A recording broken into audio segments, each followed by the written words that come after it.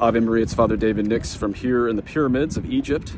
I was not going to make a video here because it's very touristy, and I'm also sorry I'm not in the habit.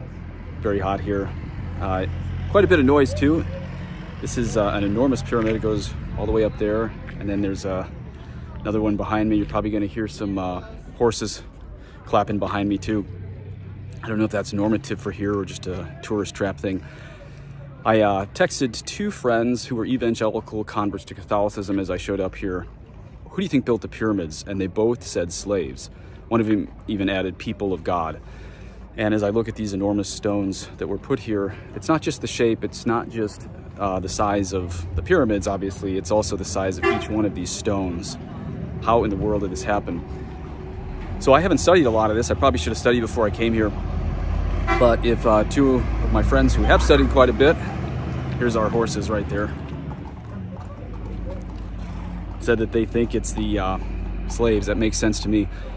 So I started thinking of our Lord Jesus Christ, of course, and one of St. Paul's major theologies is how Christ was a slave, how he came and he died a slave's death. And as I'm looking at these pyramids, I didn't have a lot of theological insights except just the connection between the Old Testament and the notion that the Son of God is a slave. Not the notion, the reality that the Son of God became a slave. And as you see pyramids like this ties together the Old Testament and the New Testament quite a bit. I know Tom Holland, I'm not sure if he's Christian yet, but he's been on my friend Anthony and Rob's show talking about how really radical it is that the #1 world religion was a crucified slave. You know, there are people who have awards named after them. There are people who have cities named after them, but only Christ has an entire era named after him, from the year 0 onwards, named after Jesus Christ. And we notice here in Egypt, this is still the plight of Christians. You might have noticed I've been posting a lot on Eastern Catholicism and Eastern Orthodoxy. Don't worry, not only am I not in danger of going Eastern Orthodox, because I think they're very wrong to renounce or refuse the filioque. I'm not even going to go to Eastern Catholic because I'm Irish, and there's a really interesting book called, actually I just forgot the name of it, but it has a great history why St. Patrick was Roman to the core. So don't worry, I'm always going to be a traditional Latin Mass priest. The reason why I'm so interested in the Eastern rites, however, is because since they never had, we'll call it an updating, the changes of the 1960s, we can really see what the apostles gave as far as rites and theology and all 7 sacraments when you go and you look at what St. John brought to Greece, what St. Andrew brought to what we call Turkey nowadays, and then even here in Egypt, this is the Alexandrian tradition brought here by St. Mark, whose feast day is next week. And so, again, there's no danger in me leaving traditional Western Catholicism, but I do love the Eastern rites because it shows us what the apostles brought when you really get to see this stuff. A lot of this is unchanged. And so what fascinates me isn't the fact it's not Western. What fascinates me is I want to know what the apostles brought. Now, St. Peter and St. Paul, who the East loves, they brought the faith to Rome. So you can watch my other videos and podcasts and blogs and everything to see that I very much believe what Peter and Paul did, the 7 sacraments they did in Rome, was at least unchanged in form. There might be some accidental differences, but at least unchanged in form in what they brought to Rome, which even St. Ignatius of Antioch says is the primacy of all churches, and he was an Eastern saint. So I will never leave the primacy of those. However, I'm going to talk right now about when I went to St. Mark's Orthodox Church yesterday.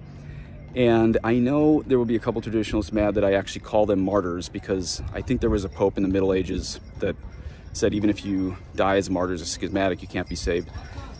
So I'm actually not going to go down the road of debating that, but I will say that anyone from as far left as National Catholic Reporter to as far right as me admits the Eastern Orthodox have valid sacraments, a valid divine liturgy, and the person that blew up 29 people where I visited yesterday was a Terrorist. We got to watch the algorithms there. So let's just put the facts together. Anytime you have someone like that explode people attending valid sacraments, the divine liturgy, I'm going to call them martyrs, and it's fine if there's some people that don't like me using that term. Also, you got to remember that the last several popes have specifically told very famous Eastern Orthodox not to become Catholic because it would harm ecumenical relations. So you can't really be a schismatic for obeying a pope, a Roman pope who tells you not to convert. Now, if you're a 58 Sedevacantist, I guess you can push against that notion. But if you're anything but a 58 Sedevacantist, you really can't call the Eastern Orthodox schismatics. They might be heretics because of the filioque, but you can't call them schismatics, since all the last popes have told them not to convert. That's a real problem. I admit it's a problem because I want them all to be Eastern Catholics. Okay, that's enough of my caveats right there. But here we have these big stones built by slaves. I just mentioned how Jesus Christ was a slave, and where I want to get to in this video is just how that is still the lot of Christians. And when I went to St. Mark's Orthodox Cathedral yesterday, right next to it is a small chapel called St. Peter and Paul. And that's where on the 11th of December, 2016, they were given 29 martyrs. Now, why were 28 of those 29 women? Well, the Eastern churches, at least some of them, still divide divine liturgy as certain countries did in the West. I mentioned Ireland earlier. I think Ireland did too. They would have one side of divine liturgy where the female lay people would worship from, and another side where the male lay people would worship from. And of course, in the East, no one who's not a man or a boy is allowed past the iconostasis. Once again, things that totally were found in the West until the quote-unquote changes of the 1960s. So what fascinates me is just, what is the apostolic tradition?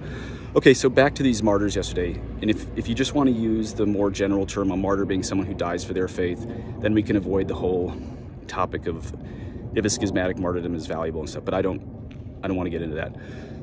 Now, there were 29 people who died. 28 were women because the BOMB went off on the women's side of this. And as I was leaving, well, let me rewind. When I was there, I was trying to talk to people about this, and surprisingly, very, very few people spoke English. And unfortunately, I don't speak any Arabic.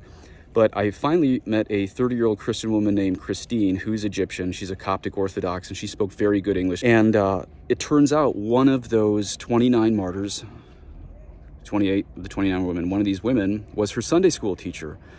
And as I said earlier, the Church of St. Peter and Paul, it's a smaller one, it's an older one, right next to the enormous Cathedral of St. Mark. Well, Christine, on the 11th of December, 2016, she was in the giant Cathedral of St. Mark, but her Sunday school teacher, she told me her name and I forgot it. She was in the smaller Church of St. Peter and Paul, and she was a martyr. She died in this thing. And I asked Christine what they did. What did she do? And she certainly heard the explosion. And I thought she was going to say she ran away. I think a lot of people would just run away. But she ran in there, and she was able to identify her Sunday school teacher. And, you know, I said, I'd like to say I'm sorry if you're lost. And she cut me off and she said, it's her gain. There's no loss. And what a beautiful witness that there's still Christians shedding their blood for Christ.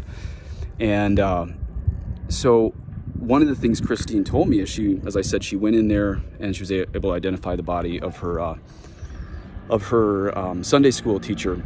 And one of the things that we talked about is how in the Western Hemisphere, we've had some martyrs, you know, but we don't have them as frequently as Africa. Technically, Egypt here is Africa, as you know, or Asia. You've probably heard me say on a dozen podcasts of the 70 million Christian martyrs, 50 million of them have happened the last 100 years. And just because they weren't in Latin Mass parishes doesn't mean they weren't martyrs. So to be at a place yesterday, and oh, here's what I was going to tell you. Christine brought me to the walls where there was still bloodstains on St. Peter and Paul Church. I saw the blood of recent martyrs yesterday. It's getting windy. I had a lot more to say, but no one's going to be able to understand it. So point is, Christ became a slave for us, and that's still a lot of Christians. And pray for me that I can practice what I preach. God bless you. Bye-bye.